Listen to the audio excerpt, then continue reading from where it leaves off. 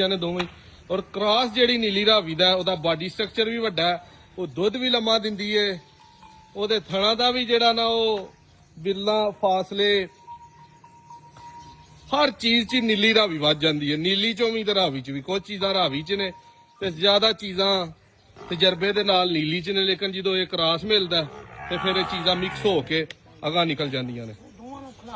ਦੋਸਤਾਂ ਦੇ ਨਾਲ ਅੱਜ ਖੜੇ ਆ।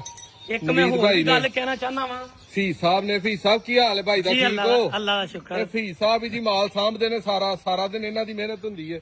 ਤੇ 6 ਸਾਹਿਬ ਸਾਡੇ ਅੰਗਰਾਂ ਜਿਹੜਾ ਇੱਕ ਗੱਲ ਅਸੀਂ ਹੋਰ ਕਰਨੇ ਆ, ਕਿਸੇ ਨੂੰ ਚੈਲੰਜ ਨਹੀਂ ਆ, ਨਾ ਕੋਈ ਪਿਆਰ ਮੁਹੱਬਤ। ਇਸ ਮਹੀਂ ਵਰਗੀਆਂ ਪੂਰੇ ਪਾਕਿਸਤਾਨ ਦੇ ਵਿੱਚ ਇਹ ਮਹੀਂ ਜਿਹੜੀਆਂ ਨੇ, ਹੋਰ ਵੀ ਨੇ ਮੱਝਾਂ, ਚਲੋ ਅਸੀਂ ਜ਼ਿਆਦਾ ਨਹੀਂ ਲੋਕਾਂ ਨੂੰ ਕਹਿੰਦੇ।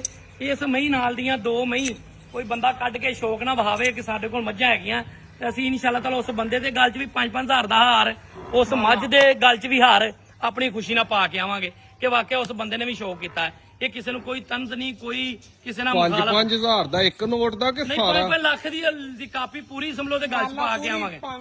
ਪਰੋ ਦੇਾਂਗੇ 100 ਨੋਟ ਮਾਲਾ ਦੇ ਪੂਰਾ 100 ਸਮਝ ਦੇ ਤੇ ਉਸ ਮਾਲਕ ਦੇ ਗੱਲ 'ਚ 10 ਲੱਖ ਰੁਪਇਆ ਪਾ ਕੇ ਆਵਾਂਗੇ। ਅੱਜ ਨਵੀਦ ਦਾ ਚੈਲੰਜ ਹੈ, ਜਿਹੜਾ ਮਰਜ਼ੀ ਬੰਦਾ ਹੋਵੇ, ਚਾਹੇ ਉਹ ਰਾਵੀ ਤੇ ਮੈਂ ਹੋਵੇ ਤੇ ਭਾਵੇਂ ਉਹ ਨੀਲੀ ਦੇ ਹੋਵੇ, ਪਰ ਮੱਝ ਇਸ ਕੈਟਾਗਰੀ ਦੀ ਹੋਵੇ, ਇਸ ਜੋੜ ਦੀ, ਤੇ ਉਹ ਬੰਦਾ ਆਪਣਾ ਹੀ ਕੋਈ ਜੱਜ ਲਿਆਵੇ, ਇਸ ਮੁਤਾਬਕ ਦੀ ਦੱਸੇ ਕਿ ਮੈਂ ਹੀ ਵਾਕਈ ਹੈਗੀ। ਬਸ ਲਓ ਜੀ ਇਨਾਮ।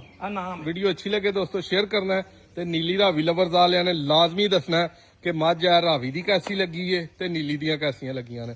ਤੇ ਜਿਹੜੀਆਂ 6 ਸਾਹਿਬ ਨੇ ਨੀਲੀ ਦੀਆਂ ਦੱਸੀਆਂ ਉਹ ਨੀਲੀ ਦੀਆਂ ਹੀ ਲੱਗੀਆਂ ਨੇ, ਔਰ ਜਿਹੜੀ ਰਾਵੀ ਦੀ ਦੱਸੀ ਉਹ ਰਾਵੀ ਦੀ ਲੱਗੀ ਹੈ। ਇੱਕ ਨੈਕਸਟ ਵੀਡੀਓ 'ਚ ਮਿਲਾਂਗੇ।